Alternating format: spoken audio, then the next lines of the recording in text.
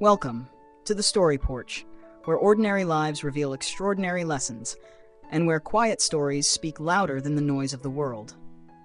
Today, I want to share with you the journey of a boy who wasn't born a genius, a boy who didn't come from privilege, a boy who never chased the spotlight, yet he grew up to become one of the wisest, richest, and most respected leaders of our time. This is the story of Warren Buffett, the man who proved that slow can be powerful, a story about patience, about clarity, about choosing your own pace in a world that tells you to run.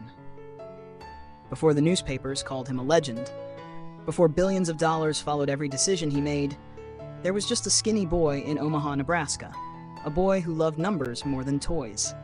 While other kids played baseball, Warren counted coins. He collected bottle caps. He memorized license plates. At age 6, he bought packs of chewing gum and sold them door to door, earning a tiny profit, and discovering a feeling he never forgot, the thrill of making money grow. At age 11, he bought his first stock, 3 shares of City's service. The price dropped, his heart raced, fear whispered, "Sell," so he sold for a tiny gain. Days later, the stock soared. Warren sat in silence, and the world handed him his first great lesson. Impatience is expensive. In school, Warren didn't stand out.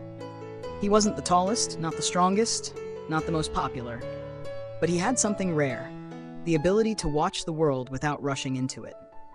He studied people, their habits, their fears, their mistakes. He listened more than he spoke. And slowly he realized something powerful. Success isn't about being faster than others. It's about understanding yourself, knowing what matters, and making decisions without being pushed by the crowd. As Warren grew older, the world around him changed fast. People chased trends.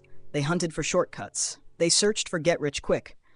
But Warren went a different way, a quieter way, a slower way. He studied businesses, read annual reports for fun, and waited, sometimes for months, sometimes for years, before making a single move. While others tried to predict the future, Warren focused on something simpler. What will always be valuable, no matter what changes?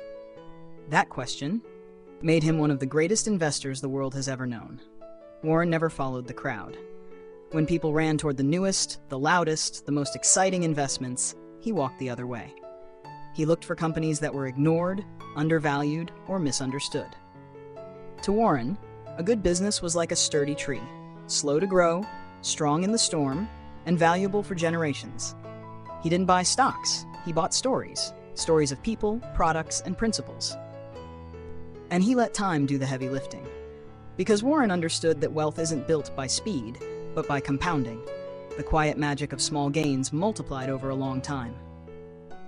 You might expect a billionaire to own mansions, yachts, or private islands. Not Warren. He still lives in the same modest house he bought in 1958. He drives himself to work. He eats McDonald's breakfasts. He drinks Coca-Cola like a teenager. Why? Because to him, riches aren't measured by what you own, but by how peacefully you can live.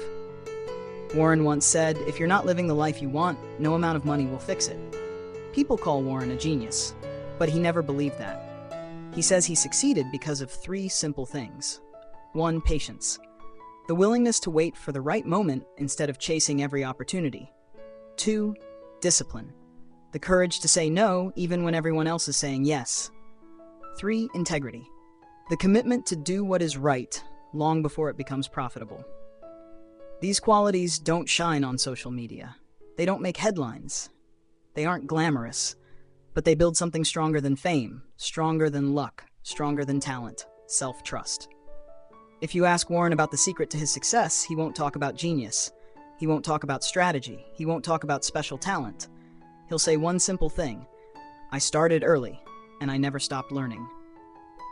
Warren reads for hours every day. Books, reports, history, mistakes, successes, failures. He feeds his mind the way others feed their bodies. Because he knows, when your mind gets better, your decisions get better. And when your decisions get better, your life transforms. The story of Warren Buffett isn't just the story of a billionaire. It's the story of a boy who grew into a man by trusting himself, moving slowly, thinking clearly, and refusing to be rushed by the world. And maybe it's a reminder for you today. A reminder that you don't need to be the smartest. You don't need to be the fastest. You don't need to have all the answers. You just need to stay patient, stay disciplined, and take one step, the right step, every single day. Because the people who go the farthest are not the ones who run the fastest. They are the ones who choose a direction, trust the journey, and keep walking long after others give up.